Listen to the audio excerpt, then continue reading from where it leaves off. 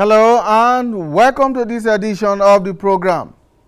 We shall be taking a look at an issue that poses an existential threat to mankind, no matter how much we try to downplay it: climate change and its impact on humanity.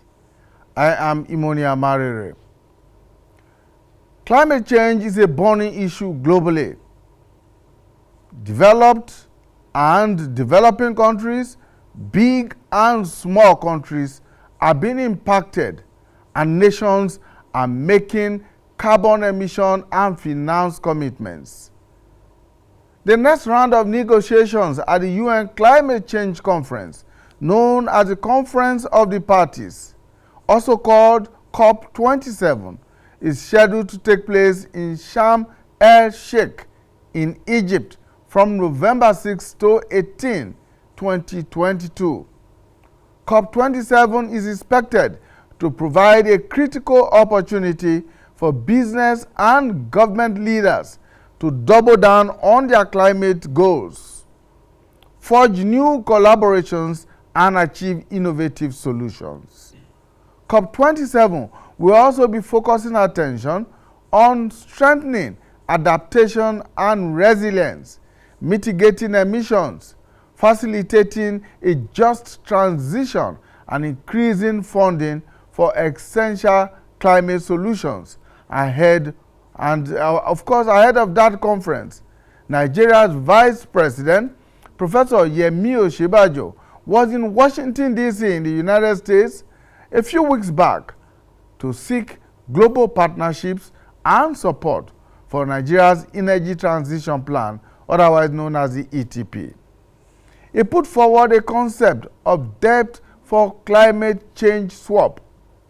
The deal, according to him, will ensure a just and equitable energy transition for African countries who contribute less than 1% of cumulative global carbon emissions, but are the worst impacted by it. The concept will entail bilateral or multilateral debt forgiveness by creditors in exchange for a commitment by debtor nations to use outstanding debt service payments for national climate action programs. This is then expected to, in his own words, increase the fiscal space for climate-related investments and reduce the debt burden for participating developing countries. For the creditor countries, the swap can be made to count as part of their nationally determined contributions or NDCs. In the view of Professor Osinbajo, the DFC deal will free up government budgets and enable creditor and debtor nations to allocate the spendings to their nationally determined contributions that were agreed at the COP conference in Paris in 2015.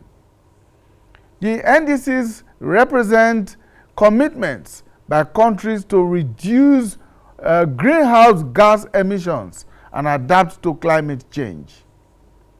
It is estimated that Africa needs about $40 billion every year to provide its citizens with access to clean energy sources.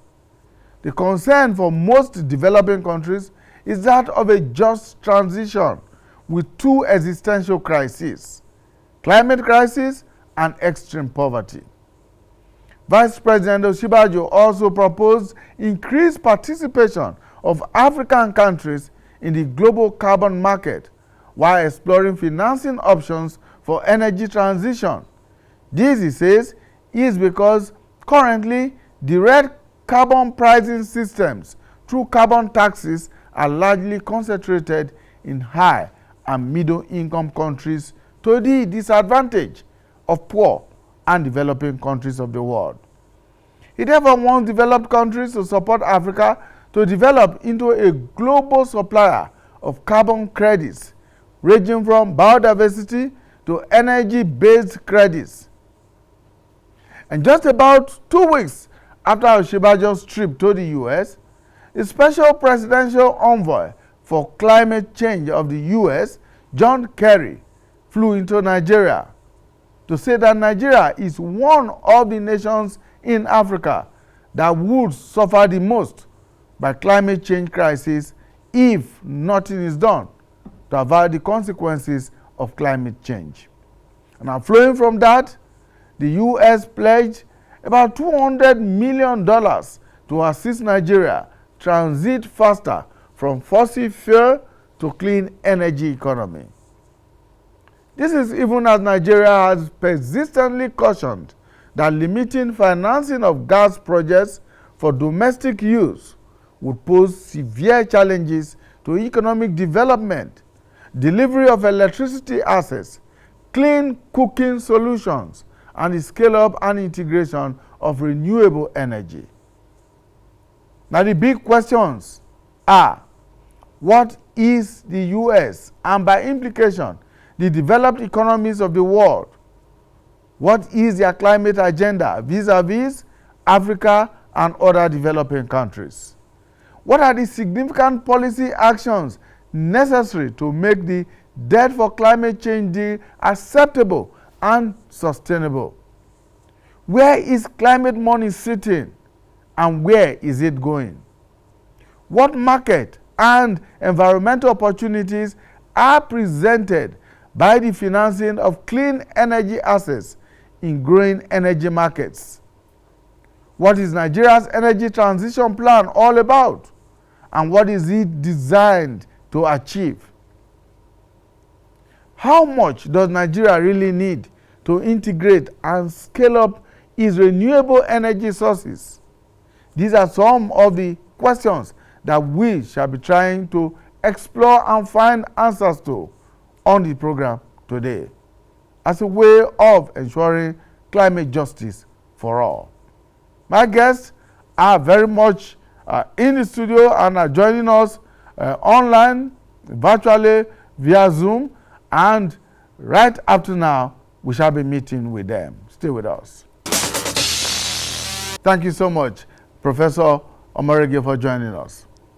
I'm joined in the studio by Kevin Fineface. He is a security and energy consultant, and he's also a public good advocate. Mr. Fineface, thank you for joining us. Pleasure. Joining us via Zoom is Professor Wumi Iledare. Professor Iledare is a former president, Nigerian Association of Energy Economics. He's joining us virtually. Thank you so much, Professor Iledare, for finding time to join us. Good morning, and I hope you could hear me. Welcome. We're also joined by Professor Yinka Omorege. All right, Professor Iledare, let's begin with you. Let's begin with you there. Well, when people talk about climate justice, what do they really mean? Thank you again very much for the invitation to be here. By the way, Professor Omorogbe is the president of the Nigerian Association for Energy Economics. Madam President, good to see you this morning. Thank you. Now, Professor Omorogbe, though the president of Nigerian Association for Energy Economics, is a distinguished professor of energy law. So thank you for that. Well, I think she is probably going to help us in this line of question with respect to energy justice. But I think I would look at the word justice from what I'll call energy equity. Because only God that can really give justice, but at least human being can promote equity. And I think that's the challenge that the world currently has with respect to the pursuit of energy transition in such a way that energy equity is put aside. Yes, energy sustainability, environmental sustainability are noble goals. But energy poverty is very critical. It's a trilemma that we need to make sure that we pursue in an optimal version. And I'll yield my time to others. Since you're talking about energy justice, I'll probably talk more about energy equity than justice, because there's no justice in this world. You can even see it now. The entire European countries are back to coal because they want to avert energy crisis. Are you saying they are not just? So it's about energy security, energy equity, and energy affordability. Thank you.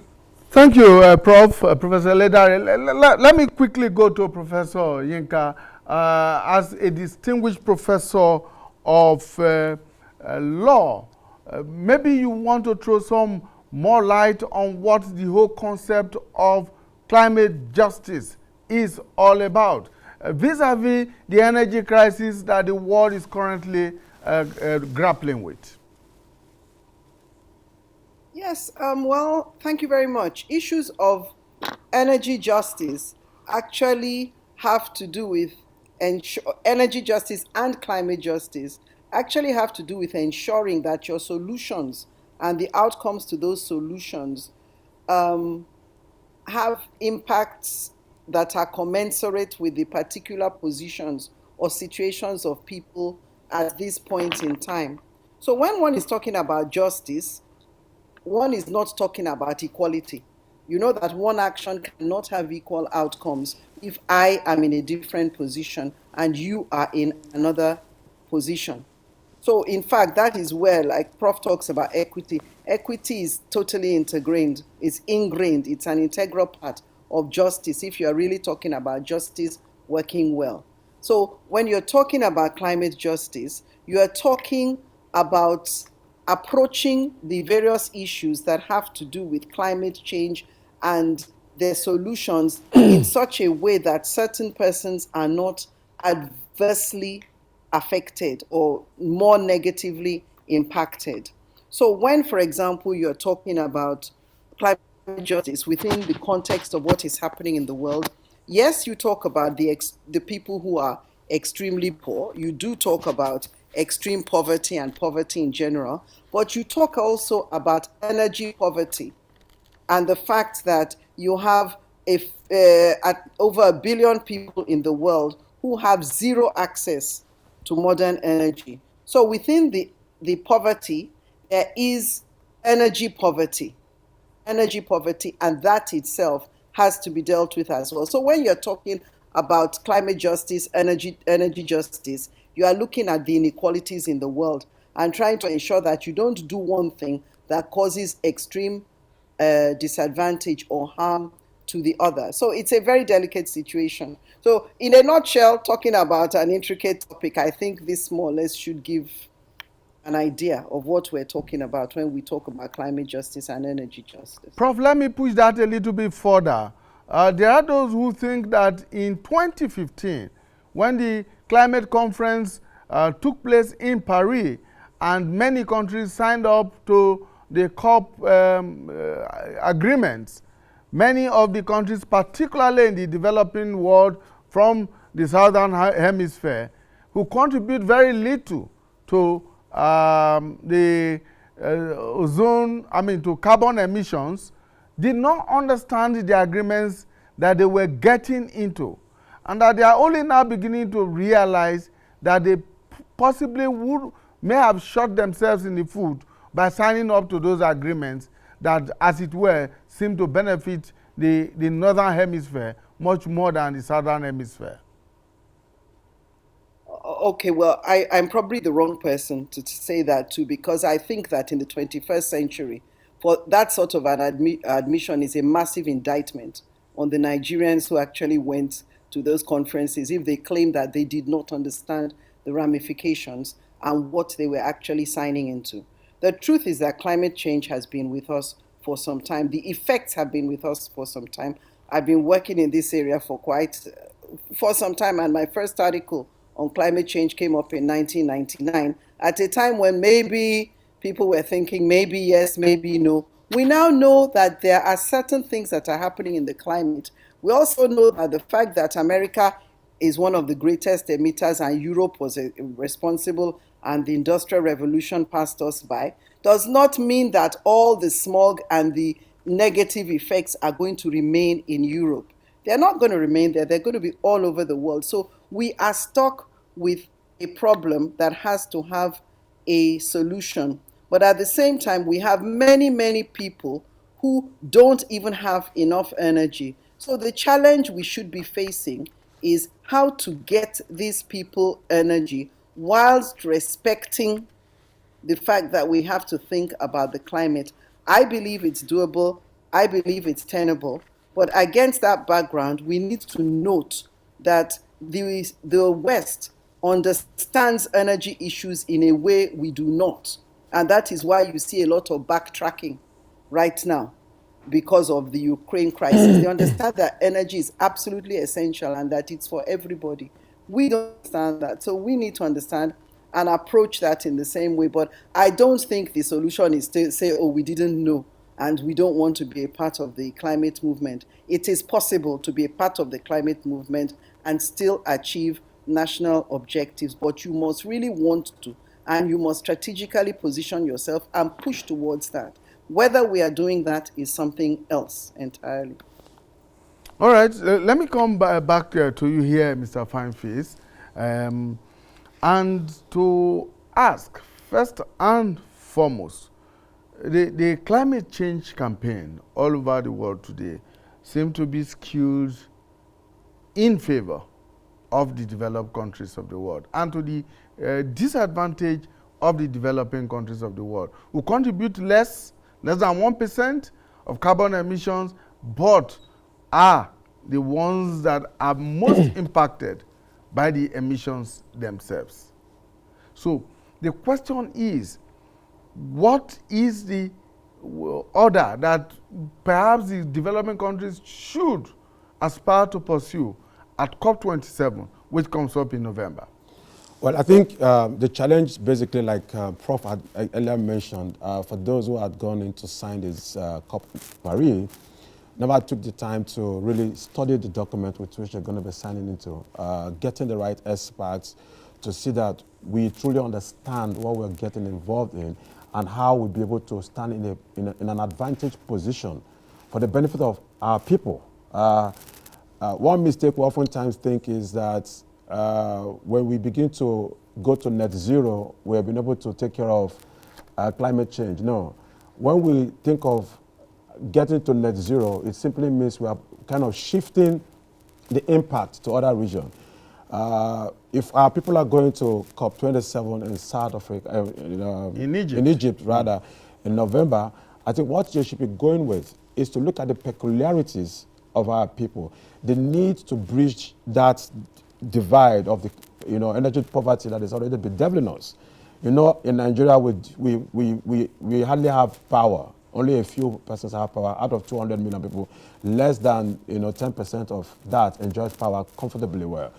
So how are we going to these places without necessarily asking for some aids? But look, we too need this energy. But we want to be able to give that room to see that what we are giving to you is what we're going to be getting. Europe is going back to coal. They're looking at considering nuclear because of the Ukraine crisis, saying that this is going to be possible. Lithium battery is coming into play, but lithium battery will come into play. Then the countries that have the minerals will have to suffer for it. We emit more because by the time you start mining the cobalt, the nickel, a lot of those things, those countries will be emitting more like you have with, your fossil fuel. There's no denying that fact. So we need to understand this aspect of it. Scientists have oftentimes said you cannot completely get to that net zero point. What we should be thinking of doing is how to be able to reduce our dependency on some of these things that we enjoy.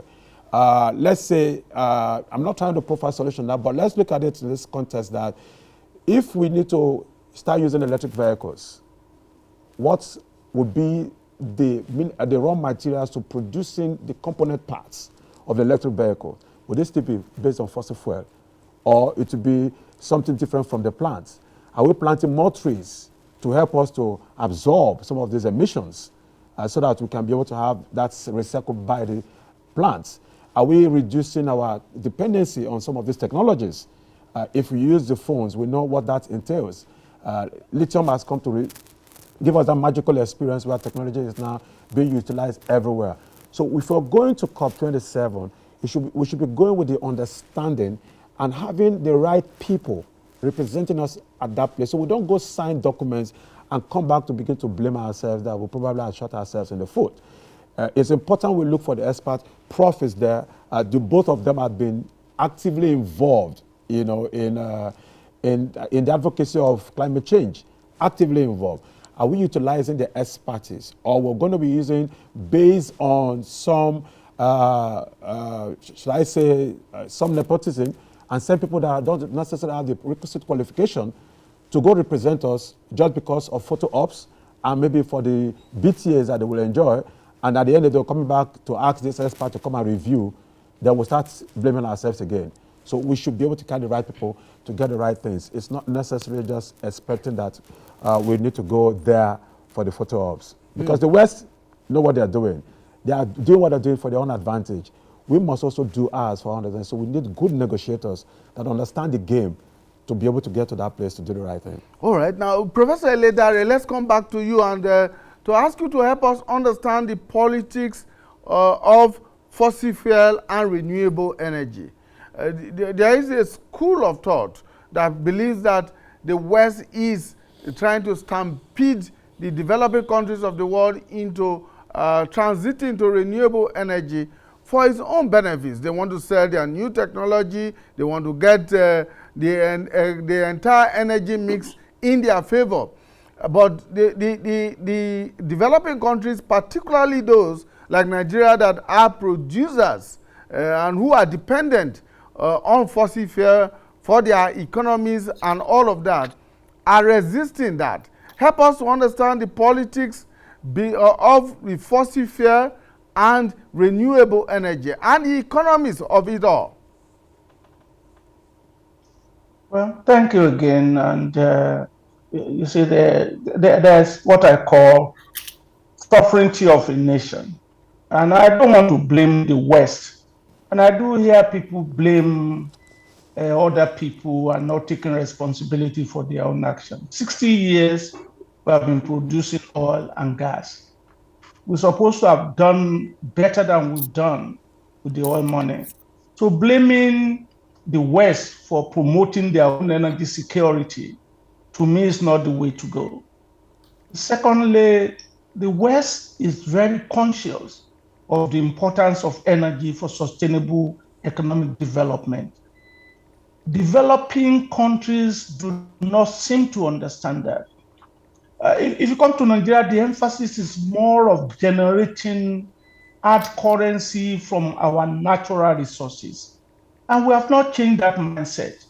So that's where we need to focus instead of blaming the West. Secondly, and occasionally I do not want to be a prophet Jeremy, Jeremiah always lamenting. Listen, you put too many transactional leaders in sectors that require transformational leaders, leaders that have ways to inspire shared visions, leaders that are capable of challenging traditional processes that are not optimal. In the emerging energy transition era, we need to begin to think differently. Let us stop blaming countries who are interested in making sure that they have energy security. Now, if I talk about the politics of it, it is a concept of the developed economy. They know for certainty that renewable energy cannot compete with fossil fuel in terms of cost minimization with respect to energy output per dollar of energy consumed. So the only way is to find, to me, I think they are using a climate change as a launching pad to ensure removing the advantages that petroleum has over other sources of energy in terms of sustainable economic development. The lifestyle that the West has today was premised on petroleum. Unfortunately, the countries with a lot of petroleum resources were too much interested in the money that petroleum is giving to them. The West has come to the realization that it was a transfer of wealth Look at the US consuming about 20 million barrels per day. If they did not go deep water, they would have been spending about $100 per barrel times about 12 million per barrel on a daily basis times 365. That's a transfer of wealth to the petroleum producing economy. Now, if they are able to develop a renewable technology that the developing economy we have to import, that's another form of wealth transfer. So, no, we in Nigeria, if I can use we because I'm included, my parents are still there, eh, don't understand that this issue we cannot run away with. This is my advice. We need to continue to talk the talk of climate change. But then the speed at which we transition must not put our economy and energy security At in risk. crisis. And finally, so that others will comment. Let me say again, because I saw Nigeria should not just be participating in a jamboree type of meeting. Any meeting that requires critical thinking, Nigeria must look for people with critical mindset who will go there and argue, people of respectable reputation, like Prof, who is known all over the world. When he sits with our peers, they will listen.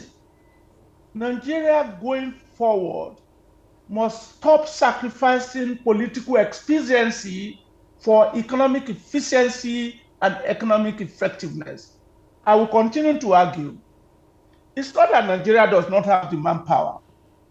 No, but the manpower deployment strategy is faulty. We can't continue with that. Luckily, the globally acceptable transition fuel exists in abundance in Nigeria. Nigeria must not allow the aid that they are being granted to derail their own objective as to the speed of transition. $200 million.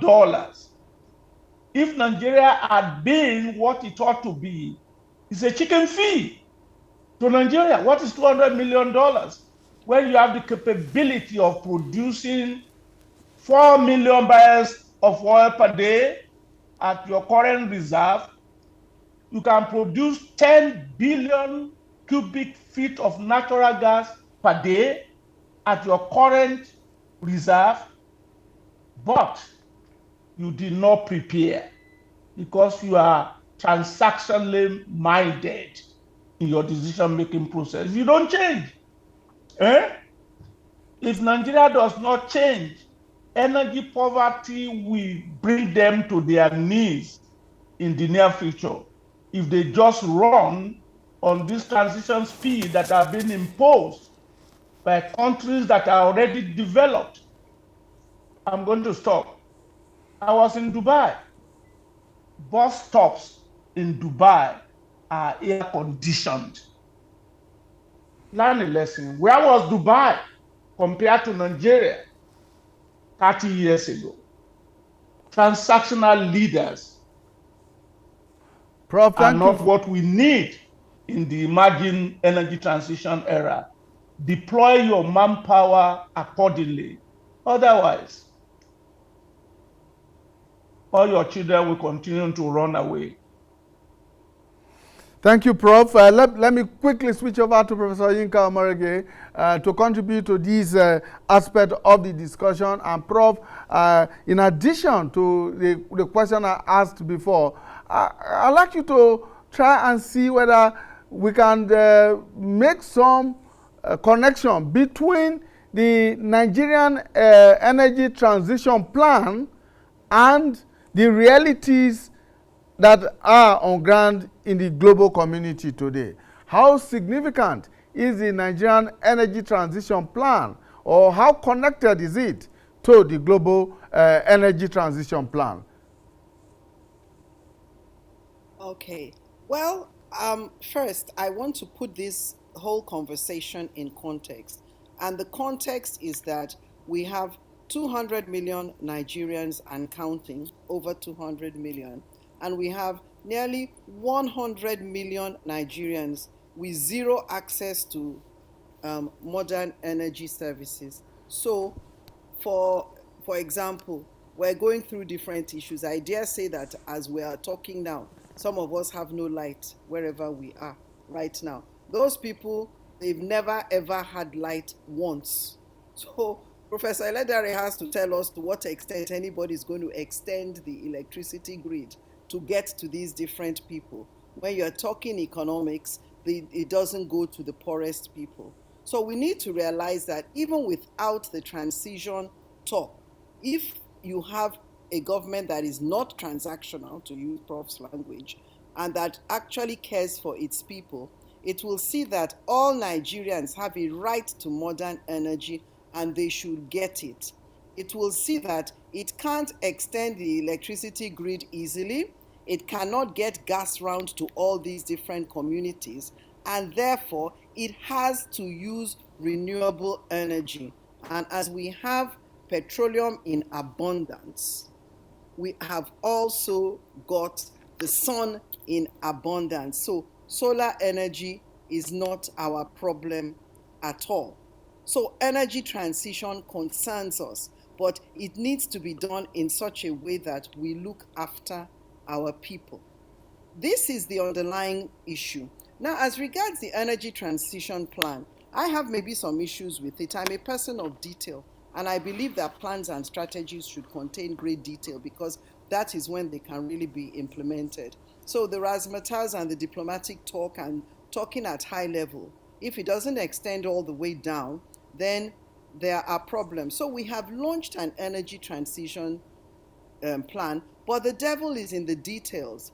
And when I look at a transition plan that is launched by the vice president, I now start to look at input from all the different areas. In different fora, I've talked about one problem, which is that Nigeria's energy is run from different places. So we have one more place where the VP has come out, he has spoken, he's talked about universal energy access by 2030 and a carbon neutral economy by 2050.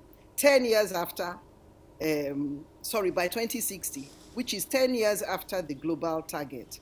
So those two targets, I look and I say universal energy access, how are we going to do it?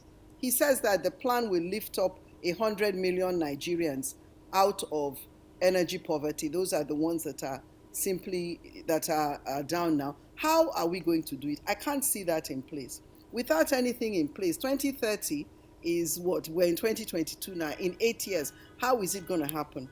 So I can see a lot of talk. We're saying the right things, but until we see the road to implementation, then I'll be skeptical about some things. But suffice it, I mean, even when we're talking about climate change for exchange for debt, fine. But when we have that exchange, what is that gain going to be used for? If it is not going to be used to ameliorate the severe poverty that is actually undergirded by energy poverty, then there'll be problems. Most of us don't realize that every single Nigerian right now is poorer than they should be, simply because of the energy poverty that we have. Wherever you are staying, that money you are spending on diesel, constant diesel, even when you can afford it, is money that could be better spent in many other places. So we do have the transition. I mean, there has to be far more detail. We need to really, really interrogate it. But at the end of the day, it must be so that every Nigerian can actually have access to modern energy. It must be so that our manufacturers are not constantly running their generators and spending millions of naira and rendering themselves totally uncompetitive in the world market. It must be so that doctors can actually have operations, conduct operations and not have light go off in the middle of I mean, there's so much. That's so much that we need to do. And we need to talk from that angle. Because I think that Nigerians don't understand that. That's really what we're talking about. when we're speaking about climate change, energy poverty, and all that. It's a big issue, but you can translate it down to the little things of life. Thank you so much, And I will Prof. stop at this point. Right. Yes, let me come to Mr. Fineface here. A lot has been put on the table by the two professors. But first, the relevance of the Nigerian energy transition plan to its own needs, vis-a-vis the fact that even the West, even the developed economies, even as they campaign about renewable energy, they have been forced by circumstances now to even take a step back to what you may call the traditional energy sources, fossil fuel. We're not talking about coal. You spoke about it before. There is a move back towards, even the United Kingdom is going back to fracking. Yeah. So how do you put these two side by side against the backdrop of the fact that these same countries are the ones were stampeding us, I use that word advisedly, stampeding the rest of the world into renewable energy? You know, the man who feeds you oftentimes have control over what you say, how you say them, when you say them. Our dependency on foreign aids oftentimes becomes the challenge and an albatross to making us to dance to the tune of the donors. So for them, national security interest comes first. How would their people survive the energy crisis? So they start thinking of ways to go back to the old ways without the morality to stick to that which they signed in Paris, and how they've been pushing other countries or developing countries not to develop as much as they have developed so that they can reduce carbon emission. So it shows you to some degree, like Prof said earlier, how, you know, these people, you won't call it cunningness, it's basically self-interest. We, from the other part, developing countries, also need to start thinking of self-interest. But in thinking of self-interest, we need to also try as much as possible to see that our research team are working out ways with which we can have equipment, machineries that can help to reduce dependency from the West and also dependency on fossil fuel. Nigeria today is 220 volts in our voltage system. And you know what that does? It means each time we need to use renewable energy, we must be able to have enough battery storage capacity to utilize the 220 voltage capacity. How about, as an energy policy, we start thinking of how to run away from the 220 voltage, regime to 110, so that we know that by consumption, that will in effect also help in, distributing more of the little we regenerate. How about, as a country, as part of our energy plan, we start thinking of, the president said 100 million out of, energy poverty. What are the plans put in place to see that that happens? Are we looking at, clean stove system? Are we utilizing our gas? Do we utilize modernized coal turbines? Looking at the fact that we have more than 3 trillion tons of tons from Enugu to Jos, lying there not being utilized? Or are we going to allow people to just stay and go cut firewood and start using the way they want to use them because they need to survive? Are they going to be economically empowered to begin to utilize these things? Are we having research in our universities to come up with solutions that are home-based, less dependency on the foreign, expertise or technology? Are we sending our people to go learn what they've done over the years to improve on, so that we too can do that? Or we're going to be depending on the technology to actualizing this net zero, plan. If we're going to be depending on the technology, that means they can only shift the goalposts, like what they are going to be doing now with the reintroduction of the coal system, going back to fossil fuel to power their, the energy needs. If the West are going back, it means what happens to us? We're going to be left behind. So they came in now to give us $200 million as support. You know what that is? It's to make you not to think properly. So I like what Prof said. We need to take away transactional leaders out of the way and have transformation leaders who will go in there that understand how to negotiate what we need. We need to first assess our energy needs vis-a-vis the opportunities and resources that we have at our disposals before going to the table to discuss with these people, so that we go there to discuss, to protect our own interests, our people's interests first, before the interests of the rest of the world. There is nowhere in the world that they don't get to protect their interests first for the interests of the world. America is seen to be the superpower, but America at the same time does what? Does self-protectivism before they can think about their superpower, capacity. So we have to look at it from that perspective before we can successfully, utilize and implement the energy plan. The energy plan, I looked at it and I see all of those jamboree things that we oftentimes do, well packaged, plan, but with a lot of loopholes when you look at it critically, and it's not implementable. It is basically to impress the Westerners, the developed countries, to say, okay, we're making effort because they've released some money. People have sat down, so they're going to make some, to show proof of the cost that's been given. And that's the only thing they're going to achieve. But without looking at the common man.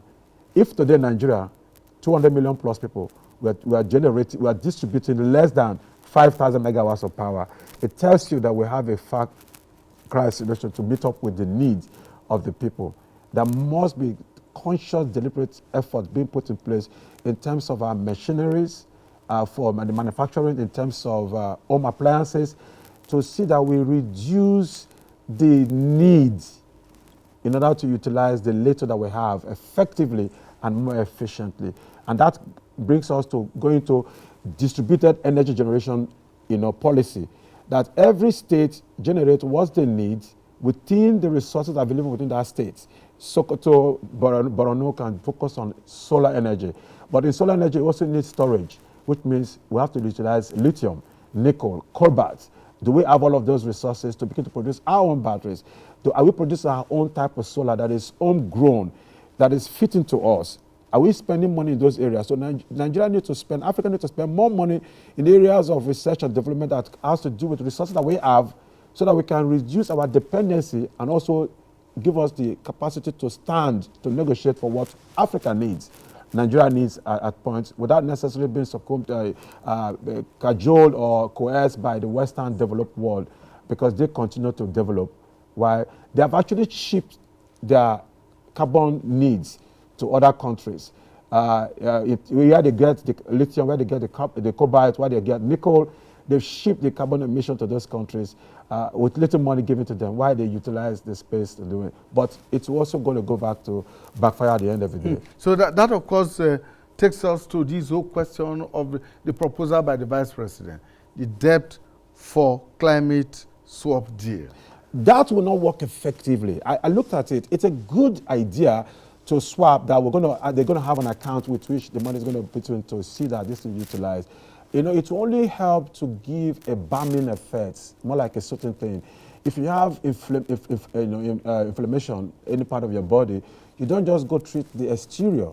There is a causative reason why you have the inflammation in your body. You want to go treat it from that point. It's basically just saying, oh, forgive us our debt, or put the money into utilizing to expand and listen. You don't need them to forgive your debt. What have you done with the money that was collected in the first place? Were they utilized effectively? Who is being held accountable if it's not properly done? So let's have this 4+1 principle that I always want to introduce anywhere I find myself: justice, equity, equality, and fairness, plus accountability. Every person that has been given responsibility to manage resources for the good of the common people, or for the generator of the people, must be held accountable, so that you don't just ask for debt relief or debt forgiveness when you have not utilized the money effectively and nobody's being punished for doing so. If you keep going asking for debt relief or debt forgiveness, Obasanjo did that successfully for us. What have we done with that? We are currently having money that is coming in from Abacha's loot and with discipline to the poor people, they said, but we're not seeing the effect of it because the management is poor. And that is because you have people who have no business being in government managing those responsibilities. We need to see how we can have the right recruitment processes to put people like Prof, who have actually studied, who understand the game plan, the language of the West, in those key positions, and take away people for ethnic or religious sentiments and just, okay, you guys go, then you now bring Prof as a consultant under to work. It will be frustrating. When professionals begin to work under people who are not qualified, they will not get meaningful results, because those who are not qualified at given positions, first thing they do is to destroy structures, because they can't stand the output of expertise. So we have to look for where, as a country, let's get the right people into positions of authority, get the right people into positions of negotiation, and then see that our scientists are supported and well funded to give us solutions that can solve our local problems. are not necessarily trying to to impress the Western world. They are solving their problems without bothering about how you feel. All they do is to see how they can keep you not thinking like them, not developing like them, so that you remain to be dependent on the fancy and aesthetic designs of their inventions. That's what we do. We don't produce phone to date in Nigeria, but we have the capacity, the raw materials to produce this because we have the crude that will help to produce part of the product. We have gold that is inside here. We have nickel. We have cobalt that we can actually utilize. We have all of those things, but we're not doing it. We are not doing it. Why? Because of absence of leadership in the political space. We have misfit opportunities who have occupied this position and they actually bedeviling our development. And we're going to suffer in the next 60 years coming. Professor Yinka Amerege, let me get back to you and to follow up on this debt for climate change deal, the proposal that the Vice President is putting forward, where some say there is a bit of a diplomatic tit for tat. Once the Vice President made that proposal in Washington, John Kerry was here about 2 weeks later to now extend $200 million to say, forget what you are thinking about and take this other option. But what do you think are the significant policy actions that are necessary for this debt for climate change deal to be acceptable and to make it sustainable? Thank you. I would say, first of all, that I agree totally that that we should be talking about what is done with whatever money that we are saving. What is done with the money? We get the debt cancellation. We get the debt cancellation in exchange for doing precisely what? What are we talking about? Do we understand the enormity of the climate change issues we're dealing with? For example, just to give 2 examples, do we recognize that Lagos, for example, is a sinking city? It has been tremendously affected by climate change, and so the floods that you see there are huge issues. And incidentally, the floods that you suddenly see all around the place with roads overfilled with water and crocodiles, these are all climate change issues. Do we understand that Lake Chad is 10% of its size now, because of what it should be, because of climate change issues, and that Lake Chad, the drying up of Lake Chad, is actually a major reason for the insecurity that we have in the country and the drift downwards from the north towards the south that is causing a lot of destabilization. People naturally like to stay where they've been all the time, but where there's no water, they will move towards water. That's the nature of the world. So we need to really understand. So I'm sorry, I keep on going into the devil being in the details. There are some things that are very good, but we need to realize, what are we doing even now to show that we recognize the enormity of our problems? What are we doing about climate mitigation? With all we say about the West is doing a lot about climate mitigation in its own area. In the same way, they say the West is doing this, the West is doing that, but the West knows that energy security is incredibly important to it, and that's why it's very willing to backtrack at the slightest opportunity and run into coal. But as it's running into coal, it's not leaving behind its populations. Those that cannot use coal are still being given other options, and where solar energy or renewable energy is needed, it's being used, and it's being used all over the place. So our planning and what we do with what we get is very important. I say so because there are some things here that don't even give me, I have cause for concern when I see some things. For example, the Vice President talks about spending, we need 400 billion naira by 2060, 10 years after the net zero date. And then he now says we need 10 billion per year. And I'm worried because I now say that, the specialists haven't really thought this out, because we may need 10 billion per year later, but in the beginning, to jumpstart this process and to get it functional, we need significantly more than 10 million. and jump-starting and getting it functional must mean that the people that have zero now are being catered for.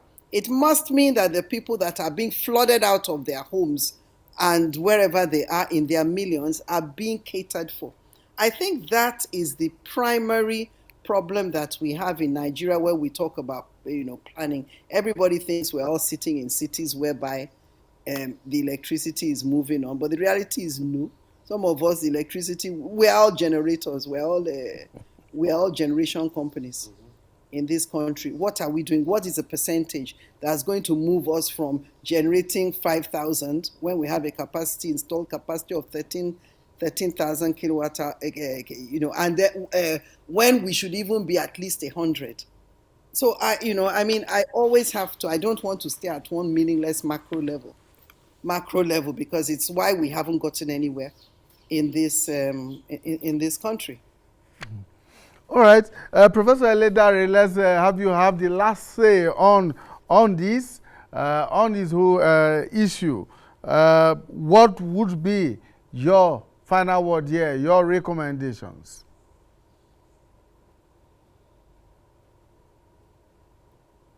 It's not on. Prof? Thank you again for the invitation, and let me commend the IT for always getting professionals to talk about some of these issues. I think you have credibility, and that's why it's always a pleasure to join you. And I want to thank the panelists as well.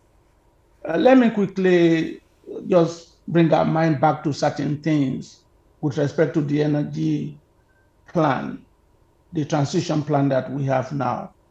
And I want to tell you some of the things that I'm reminded of that ended up good, but the implementation did not come the way we wanted it. Let's go to Vision 2010. The target was to produce 3 million barrels of oil per day, build our proved reserve to 40 billion barrels. We are nowhere close to that. 12 years later. Let's go to Vision 2020. Let's go to the natural gas master plan. Let's go to the natural gas 2017 policy.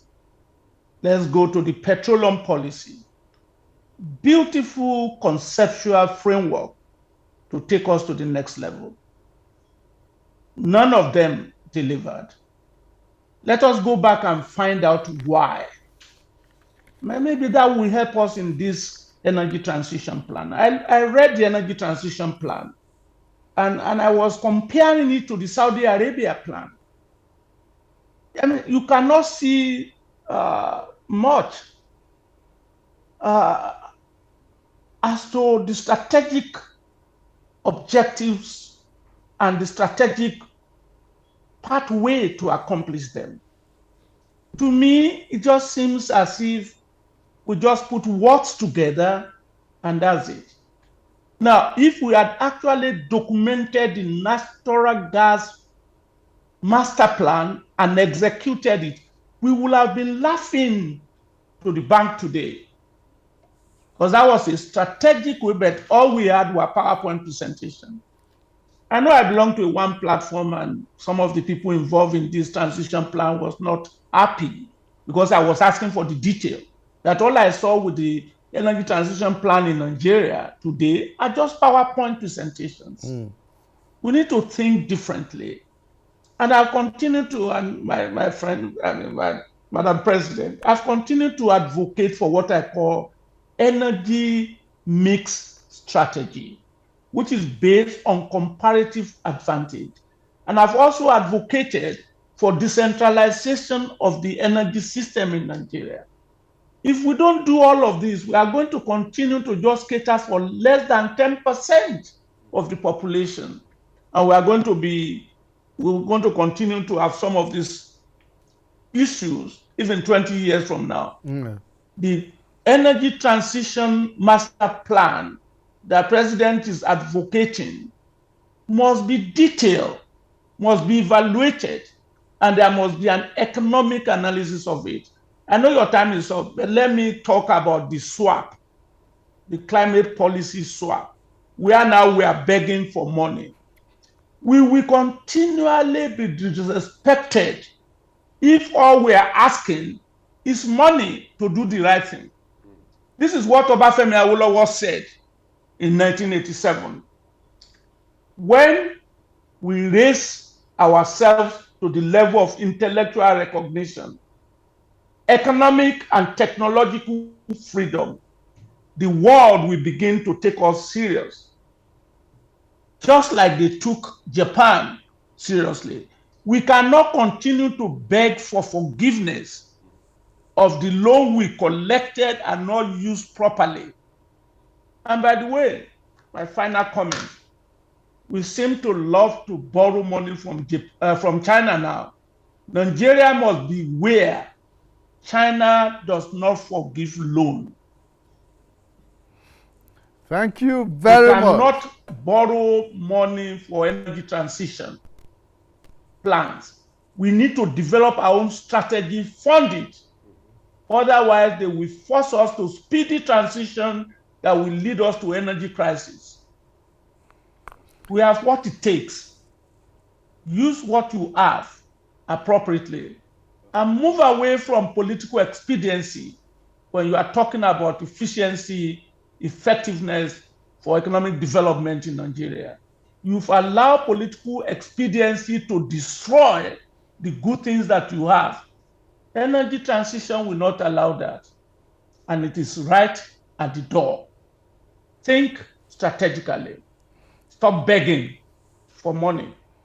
Thank you very much, Professor Wumi Iledare. Thank you for those very strong words. Professor Iledare, former president, Nigerian Association of Energy Economists, joined by distinguished Professor Yinka Omorege, Madam President of the Association of Energy Economists, and of course, a distinguished professor of law. Thank you so much for joining us. And right here in the studio, Mr. Kevin Fineface, who is a security and energy consultant and public good advocate. Thank you so much for your time. I want to thank all of you for investing your time with us. Please join us again when we bring you a fresh edition of the program People, Politics, and Power. Bye for now.